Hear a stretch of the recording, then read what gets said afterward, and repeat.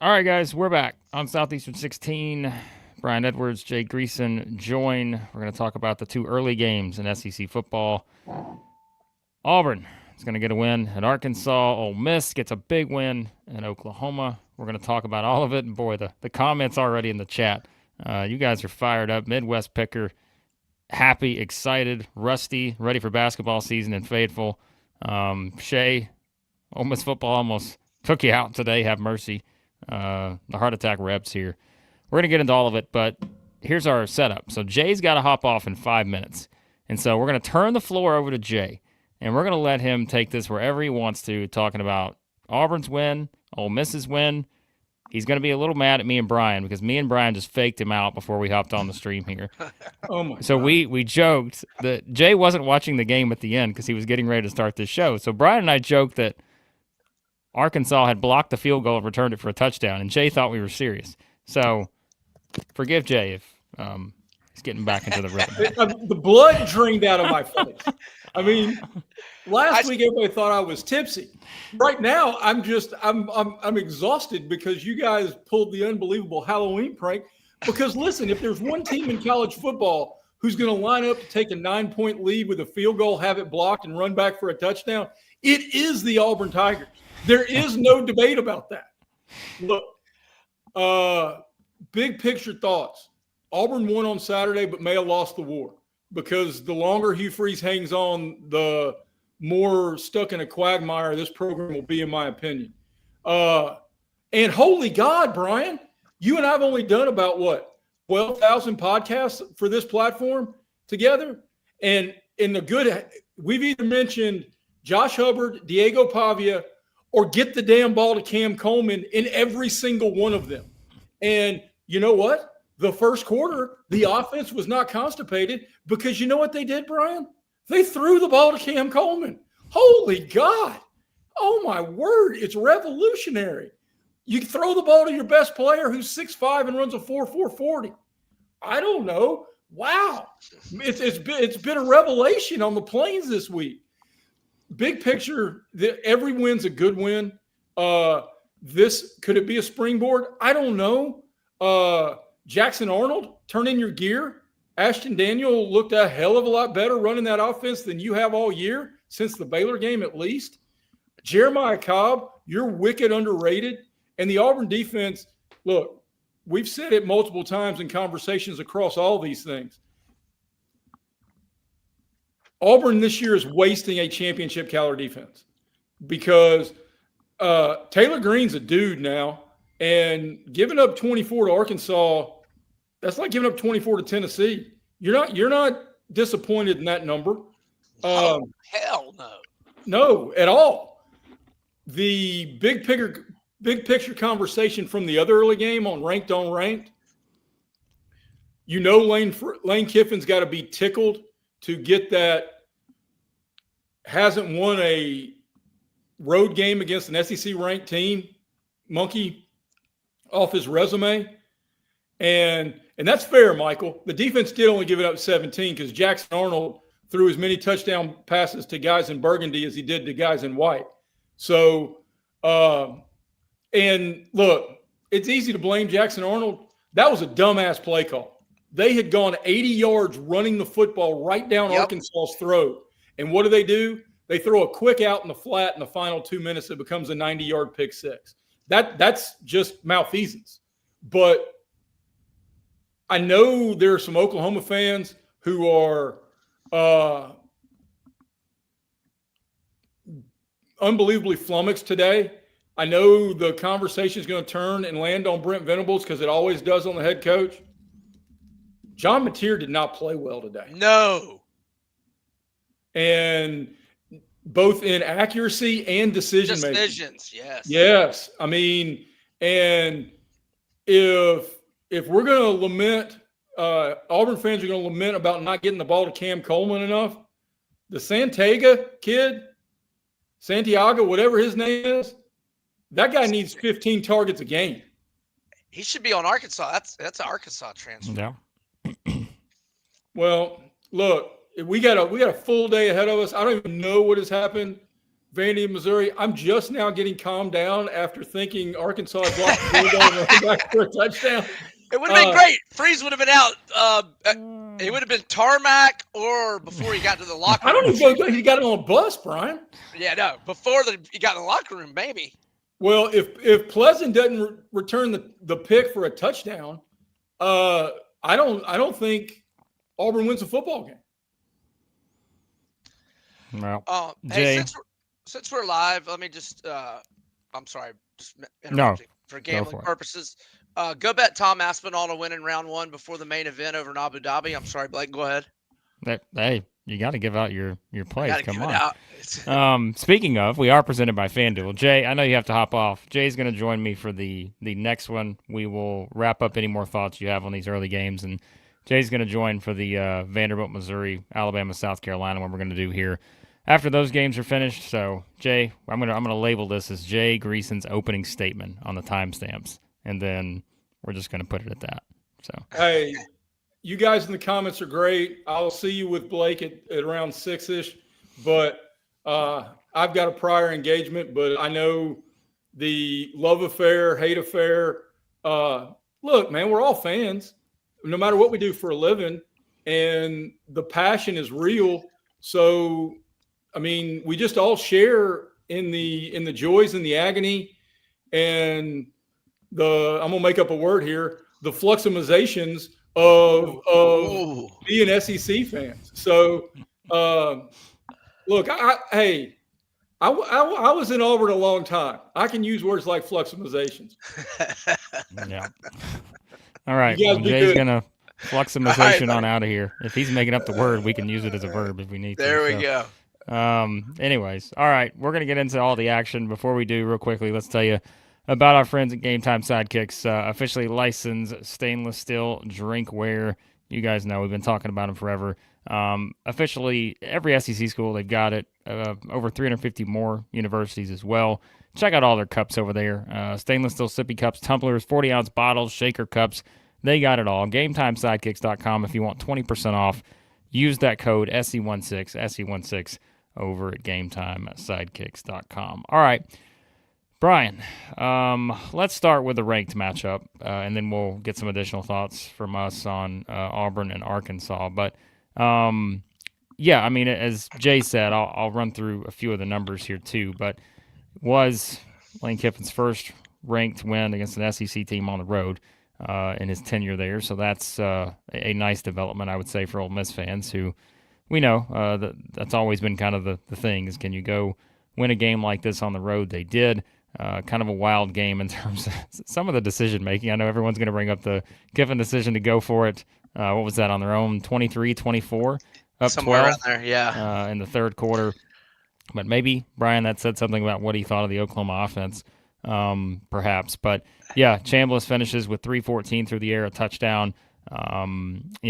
Lacey had 79 on the ground, a couple touchdowns there. Of course, Mateer, as we brought up, 17-31, 223 and a touchdown. But yeah, like Satania, 6 for 131. He had the long one, of course, for 76. But what stood out for you the most in this game? Obviously, a huge win for Ole Miss. I think the ESPN graphic, their playoff chances go up to 73%, I believe, to make the playoff per ESPN's data. Oklahoma drops to, I believe it's 23% now after the loss. I thought Trinidad Chambliss was awesome. I mean, his completion percentage wasn't that great, but 24 of 44, 314 yards, 1 touchdown, no picks, 53 rushing yards on 12 attempts. And I'm pretty sure his Heisman odds had dropped to, I want to say 75-1. FanDuel's updated, have him now 25-1. So, back in that top 8-ish or top 10 of the market for Heisman, and Jay hit on it. And I thought it was more his decision making than anything was Mateer. The 4th and 5, man, get the first down, dude. Why are you throwing deep? And although it worked for Gunnar Stockton at Tennessee, so I mean it does work sometimes, but didn't work that time. And I thought he had some other bad decisions, and I'm not saying it's a difference in the game, but when you get the ball back, whether it was like 50 seconds left, and your first throw is only an 8-yarder, So then you immediately go spike the ball. Downs don't matter. The clock matters. But don't make the decision that they're going to get stopped ahead of the sticks where the clock keeps rolling. At least do it for first down yardage where you get the brief clock stoppage. I mean, whatever. That was late in the game, and that's kind of not as important. But I thought his decision making all day was not very good, and I thought Chambliss was the better quarterback, even though Kiffin made a couple of shaky decisions. I mean, I thought going to Austin Simmons. Now I had kind of switched.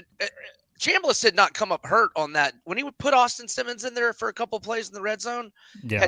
Had Chambliss gotten banged up, or did he just decide to put Simmons in? That's why I was flipping back and forth. But I was thinking. Yeah. I think he just decided to put Simmons in, and I thought that was a little silly as well. But anyway, where I was going with that is Kiffin was the better coach, even though he made some shaky decisions today. And they had the better quarterback, better head coach, and get a monster road win. Yeah, I thought the same, like the latter part. I thought Kiffin just coached a better game, honestly. Yeah. Obviously, it helps when your guys are making plays. And like we said, if you maybe look at some of the decision-making and plays on the other side, that helps out a little bit. But, yeah, I just thought Ole Miss put themselves in a better position to win the game, and that's what happened. And like you said, I think it is remarkable to think about what we're talking about now, this Ole Miss team at 7-1, and the whole discussion going into the season. That's why I always say preseason is preseason for a reason. Like, until these guys play games, you gotta, you don't really know what to expect. And now for Chambliss to kind of be sitting in this spot, with a team that's now 7-1, just got a monster road win. Like we said, their playoff chances pretty much close to probably around 75% or so right now. And so, yeah, that's what it was. How you doing? Yeah, it was, I think, just to kind of throw something different at them. And so, yeah, just kind of one of those things. So, yeah, Michael says the defense was kind of something that had been talked about, but yeah, they did get it done. And that's the thing, like it's the combination, of sure, like Mateer made some throws that were not so great, some of the decision makings we said, but also I do think you saw Ole Miss's defense certainly step up and do a lot of good things at times. So that was a big part of it. And look, I'm going to go big picture here too, because I know it was brought up in the chat a minute ago. Let me find the comments. I know Charles brought it up. And before I get to that, Josh said earlier, yeah, we needed this defense in Georgia. Glad to see them get it together. But Charles brought up, yeah, I mean, 7-1. You look at Ole Miss's upcoming schedule, as we said, it relates. Yeah, I mean, it's like favored in all of them. You're going to talk about a home game against South Carolina, the Citadel, Florida, and then at Mississippi State. Like that's your, yeah. Like at this point, that's why we said that percentage is high, but I'd maybe go a little higher than 75% right now. I would think, and I can look, Brian. You may have it in front of you. I have it in front of me. Okay. Yeah. Oh wow, they just switched Ole Miss from plus 900 to plus 850 and back to plus 900 in real time. I don't know why, but Alabama is the plus 115 favorite to win the SEC championship game. A&M plus 370, Georgia plus 460, Ole Miss plus 900 or 9-1. I'm not sure where Ole Miss was coming into this game. I want to say it was either 10 or 12-1, but yeah. Don't quote me, even though I just said it live. Texas 13-1, Vandy and Mizzou 22-1. And by the way, it's scoreless. 3:30 left in the second, with Missouri facing a 2nd and 10 at about midfield. And outside of 22-1 for Vandy and Mizzou, it's Florida 100-1, and then long shot, even bigger long shots after that. Yeah, FanDuel will update their odds to make the playoff after these games are played today. But if you want to go with the ones they currently have listed for Ole Miss, if you want to go college football playoff to make the quarterfinals, you do see Ole Miss in there at minus 125, which is, I believe, that's 7th on the board at the moment. So, again, just one of those things to note there on that if you want kind of where things stand. And if you're looking at it from the Oklahoma side of things, we said they dropped pretty dramatically now, after picking up their second loss. And then you look ahead, as we mentioned, for their schedule, that's where, man, to have a home game like this, Brian, to be possibly sitting there at 7-1, what a great spot that would have been, knowing your remaining schedule is at Tennessee, at Alabama, home against Missouri, home against LSU. Yeah, that's just it's a brutal home loss. There's no other way to put it. So. Yeah, and now they got to go 4-0. I mean, well, you know what? Before the season, Jay and I said that Florida and Oklahoma were probably the two SEC teams that could go 9-3 because of their schedule and still make the playoff. So maybe that doesn't change. If you go 3-1 and it'll just depend on how everything shakes out around the country. But 9-3 Oklahoma might be able to. I would say that one of the wins would have to be at Alabama though, and they get 2 weeks to prepare for that game, whereas Alabama will be coming off a rivalry game with LSU. So, yeah, I mean, Oklahoma's not dead, but man, they would have been in a great spot with a win today. And then bigger picture, and I know we probably got a lot of Ole Miss fans listening, and this will thrill them. And some of them may just push back that he was never going anywhere anyway. But I mean, now it makes it leaving for Florida, or if he was considering that, and we saw it. Did you see the Sark developments this morning? I did. I was reading that before we started. Yeah. So we're probably gonna have one of the craziest silly seasons or coaching carousel or whatever you want to call it these days. Probably gonna have one of the wildest ever. And Kiffin's name's gonna be brought up for Florida and perhaps other jobs, and hiring him away from Ole Miss gets a lot more difficult if they're playing in the playoff, not only from a standpoint of him being less inclined to leave, but also with the portal and the early signing day. I mean, you can't be waiting until January. No. Potentially mid-ish, late January, or whenever. I don't know when the CFP finals is, but you can't wait that long to hire a coach. So they won, and it's a great win in the short run, and it's maybe an even better win in the long run for Ole Miss. Yeah, and to bring up some of these comments, yeah, how you doing? I mean, exactly. Like, if they don't get in this year and somehow they stumble down the stretch, then you're going to, it's inexcusable based on the setup now to win this game on the road, be 7-1, and as you said, will be the favorite in every game they have left. Maybe considerable favorite in most of the games they have left. At Mississippi State, depends on where the Bulldogs are at that point. But, home against South Carolina, Florida, and Citadel, they should be possibly sizable favorites in those games. So, but the thing, too, I wanted to bring up quickly on Oklahoma is you mentioned, let's say you go win at Tennessee or Alabama. Two, it's where today is a big day for Missouri and LSU. So it's what could be the value of those wins against Missouri and LSU at home should Oklahoma get both of those, be in that 3-1 final stretch? Could be, much more considerable depending on how Missouri and LSU do today in these two games. So, a lot of football to be played before we get there, though. So. No, that's a great point. If you're a Sooner fan, you are rooting big time for LSU and Missouri right now. Yeah. I mean, big time. Because that would make your path, especially if it hits on 9-3, a lot more possible. I didn't word that very well, but you know what I meant. I know what you meant. All right, so let's see what else we've got here in the chat, and then we will share some thoughts on Auburn and Arkansas here real quick. Puke! Let's just... I was all over Arkansas today, dadgummit. I want to ask you this real quick, and look, we're early, but we'll talk about this game in a bit. What was your play on South Carolina, Alabama? Alabama first half, and I did South Carolina team total under 17.5. What have I missed? Well, South Carolina's up 3-0 with 5 minutes to go in the first. It's very early, but I don't know. I maybe fell into the whole narrative of the trap game for Alabama, so I'm interested to see how that one plays out the rest of the day. But no, I get it. I've been thinking that 4-game, or now the 5th game, that 4-game gauntlet has been so difficult. I thought really Missouri was the flat spot, and then I thought well, actually, no, I bet Alabama last week because they were at home. And then I just started thinking, okay, they're flat spot proof this year because that was a big gauntlet, especially the way South Carolina looked. But all the more reason to maybe think that they could be flat. We'll see. Update, Brian.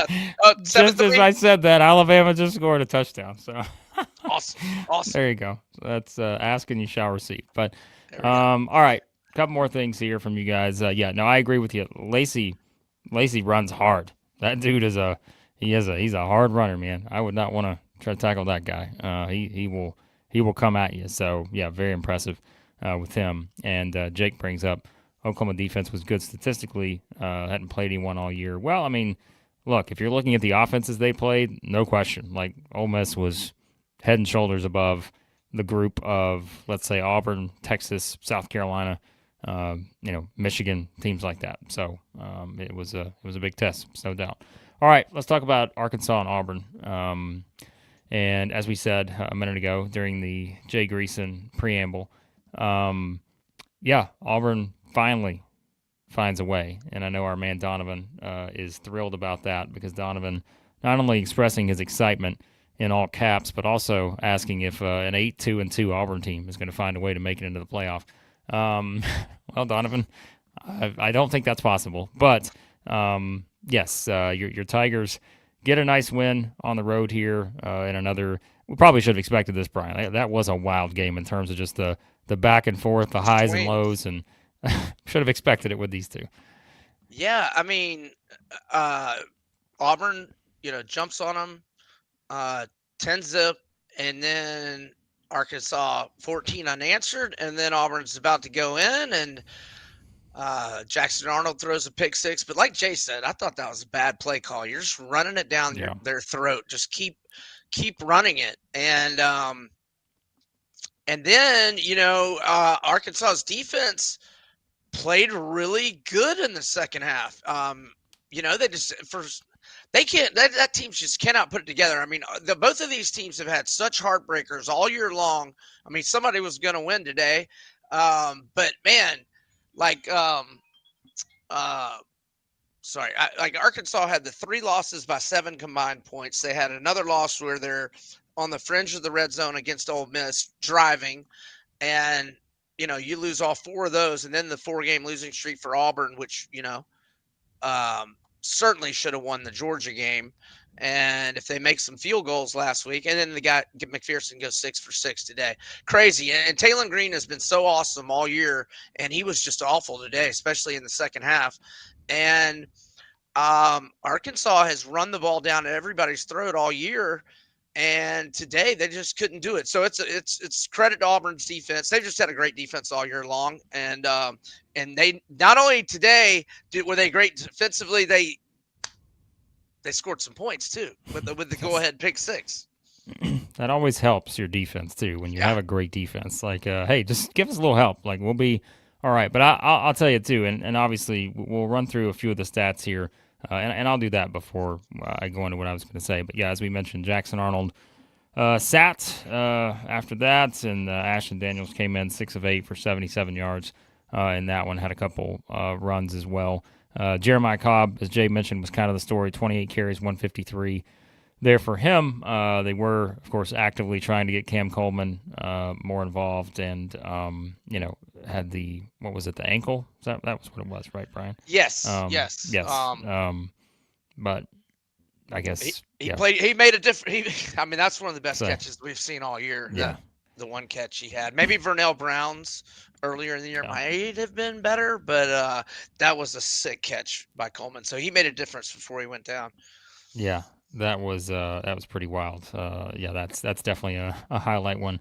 We will see. So, but yeah, I guess again we'll see if there's any like long term with that. But I mean, obviously, clearly wasn't 100% to finish it out. But we'll see if there's any sort of lingering things on that. But you mentioned Taylon Green, 14 of 22, 268, a touchdown. Did have 3 interceptions though in that one. And yeah, if you look at kind of just the overall stats, I mean, again, not other than the fact that just Auburn just dominated on the ground. Like, that was pretty much kind of the story here, and the 4 turnovers for Arkansas kind of told the story as well. But I'll say this, like, listen, this was absolutely the kind of game, and hey, I'll admit, like, this is one I said I think Arkansas probably finds a way to win this one, just because you just had no idea how Auburn was going to react based on how things have gone, and you felt like right now, if you're talking about like coaching momentum, it feels like Bobby Petrino had much more coaching momentum than Hugh Freeze.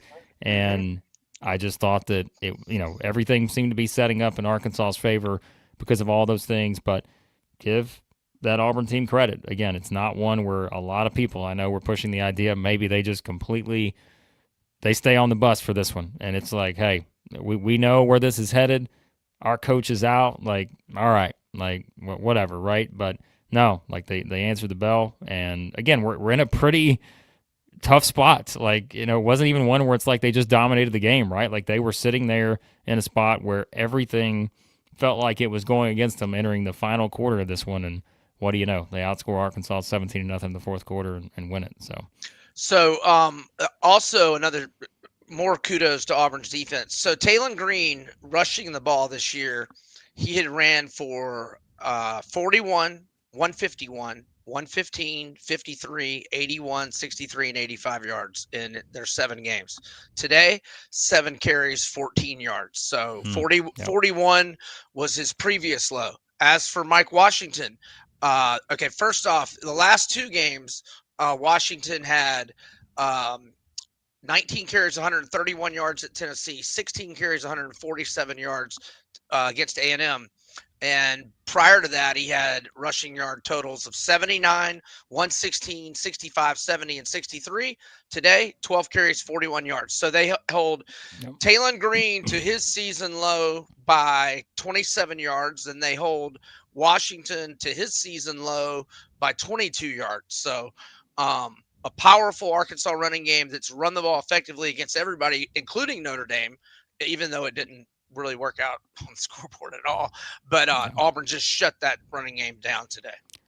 Yeah, still have not allowed more than 24 points in a game this season, which, that's something, right? When you played this many games, played 8 games, and no one scored more than 24, right? I mean, that's the frustrating part too, isn't it? Like, if you're an Auburn fan, like, I know, Donovan, that's probably what you're like. I know that. But, like, that's the frustrating part is that, I mean, the defense, as we've said all year, has just been – they've been right there giving them a chance every single time they take the field. And I think finally some good goes their way, here in this one. So, So they're, again, looking ahead for Auburn, now at 4-4, finally when they're get off the schneid in the SEC.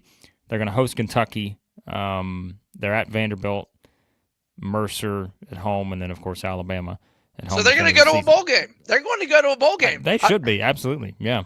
Yeah, I mean, they're going to beat Kentucky and Mercer, and they, who knows on the other one. So, yeah, they may have lost the war today because, I mean, if Free's going to ask the AD for a vote of confidence again this week, I wonder. That's the thing. Is like they have a chance to finish strong. Like, but they could win out. I know one thing. I don't think we're going to see Jackson Arnold anymore unless Daniels gets hurt. Hard to come back from that after you make that decision, especially given all the so many people were pushing for that, and to then make the decision and things play out and you get your first SEC win, like it's a hard thing to go back to. But yeah, if you're Arkansas, obviously I think Arkansas fans are more focused on who's going to be the next head coach at this point. Now on a 6-game losing streak, just give up too many points. And their remaining schedule is not easy at all. They're going to host Mississippi State, at LSU, at Texas, and they host Missouri to finish the season. So, going to be rough. So, potentially there. But, all right, let's see what we have here. Anything else you want to add there, Ryan?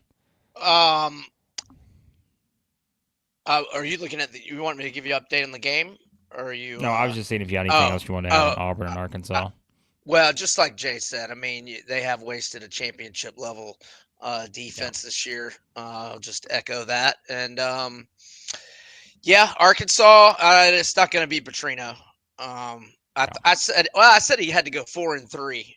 So if he wins out, maybe, but that ship sailed. I think it's try to get Rhett Lashley or James Franklin. And if you don't get those guys, then there's Summerall at Tulane, maybe. We'll see.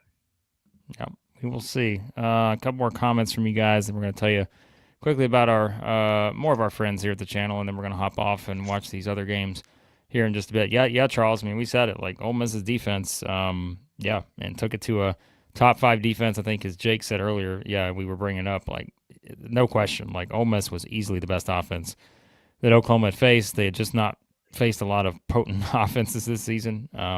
So, yeah, Ole Miss came in and, again, got some momentum early on for sure. I'm not completely down on Oklahoma after this one, honestly. I still think they're probably going to be fine, but obviously you need your quarterback to play better. I think some of their just overall decision-making probably needs to be better, not just from a tier, but maybe just from the top-level coaching stuff too, and how they approach certain scenarios and all that. But, yeah, so we'll see how it plays out. But great win for Ole Miss, no question. And like we said, puts them in a very, very good spot to make the college football playoff. Now they should make it, period.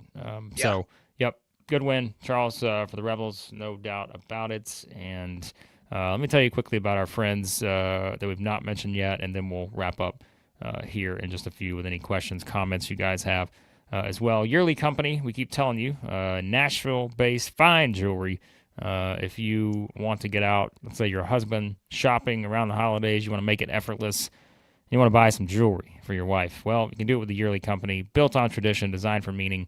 Each piece handcrafted, solid 14-karat gold, natural gemstones. It's made to measure for a perfect fit and backed by a lifetime guarantee.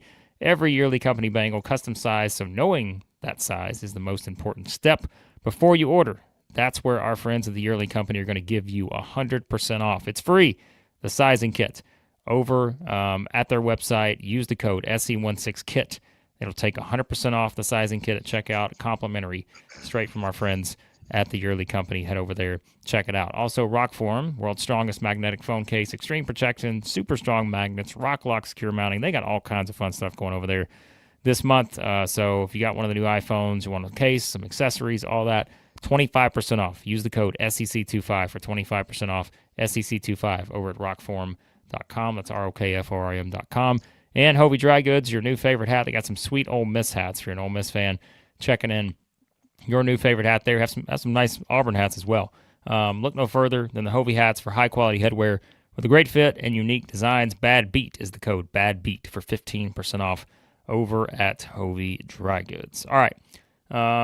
Let's see what you guys have. Anything else here on that? Yeah, I know, Brian, you're mentioning Donovan. He was asking about DJ Durkin and where he would rank in terms of defensive coordinators. I mean, there's no question what he's done with this unit. There's no doubt he's up there near the top right now. Yeah, I loved him when he was Muschamps DC at Florida. And if you ever get asked a trivia question, who has the best winning percentage among head coaches in Florida football history? It's DJ Durkin, 1-0, batting 1,000 over East Carolina in the Birmingham Bowl as the interim after Muschamp got fired.